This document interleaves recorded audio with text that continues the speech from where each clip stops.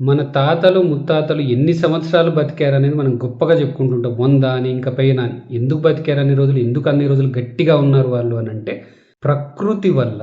వాళ్ళు చేసిన కష్టం వల్ల, వాళ్ళు ఉన్నటువంటి ప్రకృతి వల్ల. మన దేవుడు మనిషిని పుట్టియగానే ఇచ్చింది మొదటగా ప్రకృతి. ప్రకృతితో నువ్వు బతకాలి, ప్రకృతిలో నువ్వు బతకాలి అన్నట్టుగా చెప్పినట్టుగా చేశాడు. మనకి ఇండైరెక్ట్‌గా మనం పూజించేది కూడా ప్రకృతిని పూజిస్తున్నాం. వాయుదేవుడని, సూర్యదేవుడని, భూదేవత అని అన్నీ పూజిస్తూనే ఉన్నాం. కానీ ఈ రోజుల్లో పరిస్థితి ఏంటి? ఎండాకాలం వచ్చింది అనంటే ఫుల్ ఎండలు, వర్షాకాలం వచ్చిందంటే వర్షం ఉండదు, చలికాలం వస్తే ఇబ్బంది. ఇది మన ప్రస్తుత ప్రకృతి పరిస్థితి. మనిషికి అత్యంత తెలివైన జీవులలో అత్యంత తెలివైన వాడు మనిషి. మనిషికి తెలివి ఇవ్వడమే దేవుడిచ్చిన తప్పిదమేమో అని నా అభిప్రాయం అనిపిస్తోంది ఇప్పుడు. ఎందుకు అనంటే ప్రకృతిని మనం నాశనం చేస్తున్నాం. ఇంకా ప్రకృతి మనం నాశనం చేయకుండా ఉంటుందా? ఇష్టం వచ్చినట్టు చెట్లు నరుకుతున్నాం, ఇష్టం వచ్చినట్టు కబ్జాలు చేసుకుంటూ చెరువుల్ని కబ్జాలు చేస్తున్నాం, ఏది కనిపిస్తే అది చేస్తున్నాం. ఇది మన తప్పే. ఇప్పుడు ఎండాకాలంలో చూద్దాం. ఈ వేసవి కాలం గురించే మాట్లాడుకుందాం. 45 నుంచి 49 డిగ్రీలట. మనం ఏం చేస్తున్నాం? మధ్యాహ్నం కాలం అమ్మో బయటికి వెళ్ళలేము అని చెప్పేసి ఏసీ ఆన్ చేసుకుంటున్నాం, కూర్చుంటున్నాం, రిమోట్గా పెట్టుకొని మనకు కావాల్సినటువంటి టెంపరేచర్ పెట్టుకుంటూ మనం బతికేస్తున్నాం. ఇదే జీవితంగా ఫీల్ అవుతున్నాం. రేపటి తరాల గురించి మనం ఆలోచిస్తున్నాం. ఇప్పుడు 45-49 మధ్యలో ఉంటేనే ఇంత ఉంటే వచ్చే సంవత్సరం ఇంకా పెరుగుతుంది. మనం చూస్తూనే ఉన్నాం. ప్రతి సంవత్సరం పెరుగుతున్నట్టుగా నెక్స్ట్ సంవత్సరం పెరుగుతుంది. పెరుగుకుంటే 60-70కి పోతే ఇప్పుడు పరిస్థితి ఏంటి? మనం ఏసీ సూట్లు వేసుకోవాలి. మనం చూస్తామో లేదో తెలియదు, కానీ రేపటి తరాలు ఏసీ సూట్లు వేసుకొని బతకాలి. లేకపోతే వాళ్ళు బతకలేని పరిస్థితి వస్తుంది. దానికి కారణం ఏదంటే ఈ తరమే. ఇప్పుడు మనం జీవిస్తున్న వాళ్ళని మన తరమే బాధ్యత తీసుకోవాల్సి ఉంటుంది. కొంతమంది కోపం రావచ్చు. అన్ని ప్రభుత్వమే చేయాల్సిన అవసరం లేదు. మనం కూడా కొన్ని చేయొచ్చు అన్న విషయం మనం మర్చిపోతున్నాం. మొదటగా మనం చేసే తప్పిదాలు కొన్ని చెప్తాం.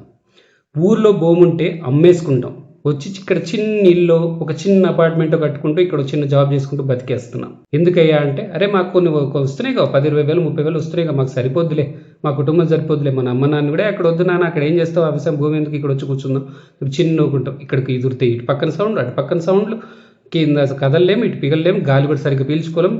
మనకు ఇక్కడ చెట్లు పెట్టుకోవడానికి కూడా అవకాశం లేకుండా చేసుకుంటాం, చిన్న ఇండ్లు కొనుక్కుంటున్నాం. కొంతమందికి అవకాశం ఉన్నప్పుడు చాలామంది చెట్లు పెట్టుకోరు. ఇంటి చుట్టూ గచ్చితో కాంక్రీట్ సిమెంట్ తోటి వేసుకొని చుట్టూ కొత్త రాళ్ళు ఏదో గ్రానైట్ ఏదో వచ్చినాయి కదా కొత్త రకాలు, అవి డిజైన్లు పెట్టుకుంటాం. ఎందుకయ్యా అది పెట్టుకుంటున్నాం అని ఎవరైనా అడిగితే ఏం చెప్తాం? ఇంట్లోకి మట్టి వస్తుంది, అంత ఖర్చు పెట్టి ఇల్లు కట్టుకున్నాం, ఇంట్లోకి మట్టి వస్తుంది, రోజు ఉడవలేక చేస్తున్నాం. ఇది రీజనా? సరే, ఉన్న వాళ్ళకు ఒకటి గుర్తుపెట్టుకోండి, నేను ఉన్న వాళ్ళ గురించి కొన్ని మాట్లాడట్లేదు, లేని వాళ్ళ గురించి మాట్లాడుతున్నాను. అంటే చెట్లు లేని ఇంట్లో చెట్లు పెట్టుకో. మనకేం కావాలంటే చిన్న చెట్లు కావాలి, చిన్న గులాబీ చెట్టు, మళ్ళీ అందులో పెద్దది కూడా కాదు, చిన్న మల్లె చెట్టు. ఎందుకంటే సోకు మేరే మేము ప్రకృతిలో ఎవరిసారి ఫోటో పెట్టుకొని మన వాట్సాప్ స్టేటస్ ఇంకేదో స్నాప్చాట్లో స్టేటస్ పెట్టేసుకొని అబ్బో మా చెట్టులో మా తోటలో ఇది పూసాయి, మా దాంట్లో పూసాయి అని హ్యాపీగా ఫీల్ అవుతున్నాం. ఇదే మన జీవితంగా భావిస్తున్నాం. ఇది కాదు జీవితం. పోనీ మనం చెట్టు పెట్టుకోం, పక్కనోడు మనం చెట్టు పెట్టుకుంటే ఏం చేస్తాం? అరే మా ఇంట్లో పువ్వులు పడిపోతున్నాయి, సరే ఎండిపోయిన పువ్వులు పడుతున్నాయి, ఆకులు పడుతున్నాయి, అరే కొట్టే మా వైపు కొట్టేసేదాకా ఎమ్మడి పడుతూనే ఉంటాం. కొన్ని కమ్యూనిటీస్ ఉంటాయి, కొన్ని కమ్యూనిటీస్లో అంటే మొత్తం చెట్లు కొట్టేస్తుంటారు. ఎందుకంటే సీసీటీవీలకు అడ్డొస్తాయట. సీసీటీవీలు వాటికి తగ్గట్టు చెట్లు తగ్గట్టుగా మార్చుకోలేమా? నేను చాలా కమ్యూనిటీస్లో చూశాను. నేను చెట్లు పెంచుతారు, తర్వాత కొట్టేస్తారు. ఎందుకో నాకు అర్థం కాదు. తర్వాత ఒక ఇంటిలో మనకు అవసరమైన చెట్టే పెట్టుకోవడానికి ఏంటి కష్టం? మనకు ఒక పండ్ల చెట్టు అంటే నిమ్మకాయ ప్రతి ఒక్కరు వాడతాం, లేదా మనకు కావాల్సిన మనకు నచ్చినటువంటి ఫ్రూట్ వచ్చేటువంటి పెట్టుకోవడానికి ఏం సమస్య? ఒక చెట్టు పెరగడానికి, చిన్న మొక్క నుంచి చెట్టు అవ్వడానికి 4 నుంచి 5 నుంచి 6 సంవత్సరాలు అవుతుంది. అప్పుడు మనకు ఫలాలు అందుతాయి, అప్పుడు మనకు కావాల్సినటువంటి గాలి వస్తుంది. అవి అంటే మనం ఇట్లా నెగ్లెక్ట్ చేయడం వల్ల రేపటి తరాలను మనమే కష్టాల పాలు చేస్తున్నాం. మనమే లేనిపోని రోగాలు తెచ్చుకుంటున్నాం. బయటికి వెళ్తే రెస్పిరేటరీ ప్రాబ్లమ్స్, తలనొప్పులు, హార్ట్ అటాక్లు, ఇంకేదో ఇష్యూస్ ఇంకేదో ఎందుకు వస్తున్నాయి అంటే ఈ ప్రకృతిని నాశనం చేయడం వల్లనే. ఇక ప్రభుత్వాల గురించి చెప్పడం అయితే ఇక మనం వాటి గురించి పేజీలు రాయొచ్చు. ప్రభుత్వాలు, నేను ఒక్క పార్టీ గురించి మాట్లాడట్లేదు, నేను ప్రభుత్వం గురించి మాట్లాడు. ఈ ప్రభుత్వాలు ఏం చేయొచ్చు అనేది కూడా వాళ్ళు ఆలోచిస్తున్నారో లేదో నాకు తెలియదు. ఎందుకంటే బహుశా ఆలోచనలోకి వస్తారని నేను అనుకుంటున్నాను. ఇకపైనైనా ప్రభుత్వాలు, సిటీలు బాగా పెరిగిపోతున్నాయి. సిటీలో ఏం చేస్తాం? వర్షాకాలం రాగానే చెట్లు కొమ్మలు కొట్టేస్తాం. ఎందుకంటే కరెంటు వైర్లకు తగులుతుందండి. కరెంటు వైర్లు, సిటీ పెరుగుతోంది, కొత్త కాలనీస్ వస్తున్నాయి. ఎందుకు మనం ఇంకెనకటి కాలంలో ఆలోచిస్తున్నాం? భూమిలో ఎందుకు తవ్వట్లేదు? భూమిలో నుంచి కరెంట్ పాస్ అవ్వడానికి ఎందుకు మనం ఆ వైర్లతో ఎందుకు చేయట్లేదు? ఆ టెక్నాలజీ వాడతలేము. సరే, ఆ విషయం కూడా వదిలేద్దాం. అరే మేము సిటీలో బాగా చెట్లు పెంచుతున్నాం కదా చూసారా మీరు అని అంటే, మెట్రో కింద అక్కడ ఇక్కడో చెట్లు ఉంటాయి, అక్కడ కొన్ని రోడ్ల పక్కన అక్కడక్కడ ఉంటాయి, అవి సరిపోతే పెరుగుతున్నటువంటి సమాజానికి. హైదరాబాద్ ఉదాహరణకి కృష్ణకాంత్ పార్క్ లాంటివి ఉన్నాయి. అట్లాంటివి సిటీకి ఒక 20-30 అవసరం ఇప్పుడున్నటువంటి జనాభాకి. అన్ని అన్ని ఉన్నాయా? చేయట్లేదు. ప్రభుత్వం ఏం చేయొచ్చు? చాలా ప్రభుత్వ స్థలాలు ఉన్నాయి, అమ్మడం కాకుండా వీటి గురించి చేస్తే బాగుంటుందని నా ఉద్దేశం. ప్రభుత్వాలు అమ్మడం, డబ్బులు చేసుకుందామని ఆలోచిస్తున్నాయి, కానీ అది తప్పు విషయం. ఈ ఉద్యానవనాలు ఎక్కడ కుదిరితే అక్కడ పెంచే ప్రయత్నం చేయండి. మీతోటి చేత కాకపోతే, మీ దగ్గర డబ్బులు లేకపోతే ఏంటంటే, అయ్యా ప్రజలు మీరు మాకు ఇవ్వండి, మేము దీన్ని ఎట్టి పరిస్థితుల్లో అమ్మము, ఒక లా పాస్ చేయండి, ఎట్టి పరిస్థితుల్లో ఫ్యూచర్ వచ్చే గవర్నమెంట్స్ కూడా అమ్మకుండా కేవలం ఉద్యానవనాలానే ఉంటాయి అని చెప్పేసి ఒక లా పాస్ చేయండి, ప్రజల నుంచి అడగండి. పెద్ద ఎన్ఆర్ఐలు ఉన్నారు, పెద్ద కంపెనీలు ఉన్నాయి, అందరూ డబ్బులు ఇవ్వడానికి సిద్ధంగా ఉంటారు. మంచి చేయాలనుకుంటే మనిషి ఎంత ఇచ్చినా డబ్బులు సరిపోతాయి. ఆ పని చేయండి, ఆ పని చేయరు. ఇంకొకటి, సిటీ రోడ్లో, అదే సిటీ నుంచి దాటక చుట్టూ రోడ్ల పక్కన చెట్లు పెట్టరు. హైవేస్ పక్కన చుట్టూ పెద్ద చెట్లు పెట్టవచ్చు. ఆ ఆలోచన చేయరు. ఆ ప్రయత్నం చేయొచ్చు కదా. ఇంకొకటి, ప్రతి జిల్లాలో గవర్నమెంట్ ల్యాండ్స్ అనేవి ఉన్నాయి. ఆ గవర్నమెంట్ ల్యాండ్స్ ఎందుకు పడబడిపోయి ఉన్నాయి, వాటిల్లో ఎందుకు మంచి వృక్షాలు పెట్టేసి, ఇట్లాంటి చెట్లు పెట్టేసి వాటి కృత్రిమ అడవులుగా మార్చొచ్చు కదా. 100 ఎకరాలు తగ్గకుండా ప్రతి జిల్లాలో ఒక 2 అడవులు, కృత్రిమ అడవులు క్రియేట్ చేయొచ్చు కదా. ఒకవేళ మీరు చెట్లు పెట్టి ఎవరు మెయింటైన్ చేయాలనుకుంటే, పెద్ద కంపెనీస్ ఉన్నాయి, ఎన్ఆర్ఐస్ ఉన్నారు, పెద్ద స్టార్లు ఉన్నారు, మీరే దాన్ని చేసుకోవాల్సిన బాధ్యత ఇవ్వాలంటే వాళ్ళకు కూడా సమాజ సేవలని ఎంతోమంది ఉంటారు, వాళ్ళు వచ్చి చేస్తారు. వాళ్ళకి పోయేదే ఉంటుంది. అంత డబ్బు ఉన్నప్పుడు కొంచెం ఏదో కొంతమంది ఎంప్లాయీస్ పెట్టి వాటి వాటరింగ్ చేయడమే కదా. కొన్ని ఇయర్స్ మాత్రమే చేయాలి, తర్వాత ఆటోమేటిక్గా అది దేవుడే చూసుకుంటాడు వాటిని. ఇంకొకటి చేయొచ్చు మీరు, ప్రతి ఊరిలో చాలామంది భూములు వదిలేసేసి సిటీలలోనో బయట ఎక్కడో ఉంటున్నారు. ఆ ల్యాండ్స్ ఒక 15-20 సంవత్సరాలు తీసుకోండి. ఎందుకంటే వాళ్ళు ఇట్లానో చాలామంది కౌలుకి ఇచ్చేస్తారు, ప్రతి సంవత్సరం ఇంత అని ఉంటుంది. అదే గవర్నమెంట్ ప్రతి ఇయర్ వాళ్ళకి ట్రాన్స్ఫర్ చేయండి, 15-20 ఇయర్స్ వరకు చెట్లు పెరుగుతూనే ఉంటాయి కదా. తర్వాత మళ్ళీ దాన్ని రెన్యువల్ చేసుకుంటూ పోండి, ప్రతి ఇయర్ కొంచెం పెంచుకుంటూ పోండి వాళ్ళకి రేట్స్. దాని బదులు సేఫ్ ఉంటుంది, గవర్నమెంట్ చేతిలో ఉంది కదా అని చెప్పేసి అది చేయండి. మీ ఇద్దరి మధ్యలో MOU రాసుకోండి. అది చేయడం చేత కదా, గవర్నమెంట్ తలుచుకుంటే ఎన్ని చేయొచ్చు. ఇంకొకటి ఏం చేయొచ్చు అంటే, రైతులకు తోటలు వేయడానికి ఎంకరేజ్ చేయాలి. అది చేయదు ప్రభుత్వం. ఎందుకు చేయట్లేదు అనేది నాకు తెలియదు.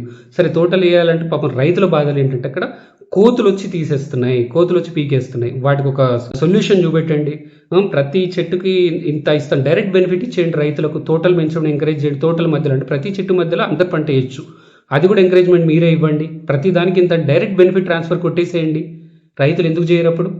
రైతులు తలుచుకుంటే ఏదైనా చేయొచ్చు. ప్రతి రైతుకు కనుక ఇట్లా డైరెక్ట్ బెనిఫిట్స్ ఇస్తూ పోతుంటే వాళ్ళు ఏం చేస్తారు? ఆ చెట్టును కాపాడుకోవడానికి ప్రయత్నం చేస్తారు కదా. అంటే వృక్షాలు పెరుగుతున్నట్టే కదా, అక్కడ అంతర్ పంటలు పెరుగుతున్నాయి కదా, మనం తిండేటి కూడా దొరుకుతాయి కదా, పప్పులో అవుతాయి కదా.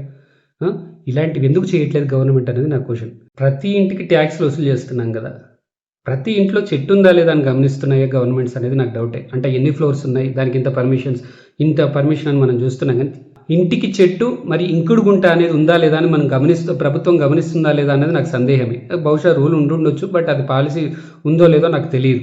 ప్రతి ఇంటికి ఇంత చెట్టు ఉండాల్సిందని ఒక రూల్ పాస్ చేసి దాన్ని సిన్సియర్గా దాన్ని అమలు పరిచి, దానికి అట్లనే ఉంటే పర్మిషన్స్ ఉంటాయి. లేకపోతే ఆ చెట్టు కనుక చనిపోతే వాళ్ళే భరించాలి, వాళ్ళే బాధ్యత వహించాలి, వాళ్ళే చూసుకోవాలి.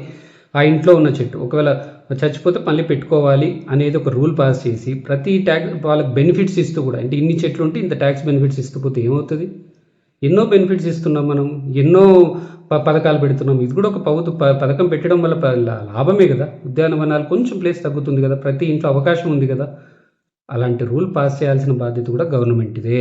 మాతోటి ఇది కాదు అని ప్రభుత్వం అనుకుంటే, అంటే ఇది మాకే సమయం లేదు, ఇంకా ఈ కొత్తగా ఇది చేయాలంటే, మీతో కాదని కూడా ఒక సపరేట్ ఒక డిపార్ట్మెంట్ని క్రియేట్ చేయండి. ఆ డిపార్ట్మెంటే చూసుకుంటుంది కదా. వారి పనిదే ల్యాండ్ని ఎక్వైర్ చేయడం, లేదా ల్యాండ్ని లీజ్కి తీసుకోవడం, ఈ చెట్లను పెంచడం, ప్రయత్నం చేయడం, కొంతమంది వాటికి వాళ్ళని చూశాక వాటికి అసోసియేట్ చేయడం, ఇదే పని మీద ఉంటే ఏమవుతుంది? ప్రభుత్వాలు ఎంతో ఖర్చు పెడతాయి. ఏంటి, రేపటి పిల్లలకు స్కాలర్షిప్లు ఇస్తుంటాయి, స్కూల్లో అన్ని బెనిఫిట్స్ ఇస్తుంటాయి. దేని గురించి? రేపటి తరం బాగుండాలి, వారి భవిష్యత్తు బాగుండాలి, వారు బాగుంటే దేశం బాగుంటుందని కదా.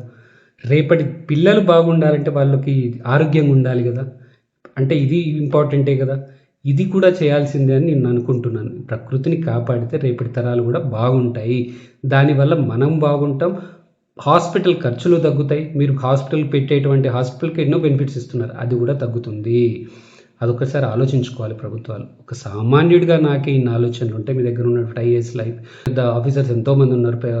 వాళ్ళందరూ ఇంకెంతో ఆలోచిస్తుంటారు. ఒక్కసారి ఆలోచించి ప్రభుత్వాలు కూడా ముందుకొచ్చి ప్రకృతిని కాపాడుకునేటువంటి ప్రయత్నం చాలా సీరియస్గా ఏదో పై పత్రాలుగా లేదా పేపర్ రాతలు కాకుండా ఖచ్చితత్వంతో సిన్సియారిటీ తోటి చేయాల్సిన బాధ్యత ప్రభుత్వాన్ని ప్రజలు ఎన్నుకున్నాం కాబట్టి ప్రభుత్వాలదే బాధ్యతగా నేను భావిస్తున్నాను. ఇప్పుడు గుర్తుపెట్టుకోండి ప్రజలారా, ప్రజలు ప్లస్ ప్రభుత్వం కలిస్తేనే ఏదైనా జరుగుతుంది. కాబట్టి మనము చేయాలి, ప్రభుత్వం కూడా చేయాల్సిన బాధ్యత ప్రభుత్వాన్ని. నా ఈ కంటెంట్ నచ్చితే లైక్, షేర్ మరియు కమెంట్ చేస్తూ నా యూట్యూబ్ ఛానల్ని సబ్స్క్రైబ్ చేసుకునే వాళ్ళు దయచేసి సబ్స్క్రైబ్ చేసుకోవాల్సిందిగా విజ్ఞప్తి. జై హింద్.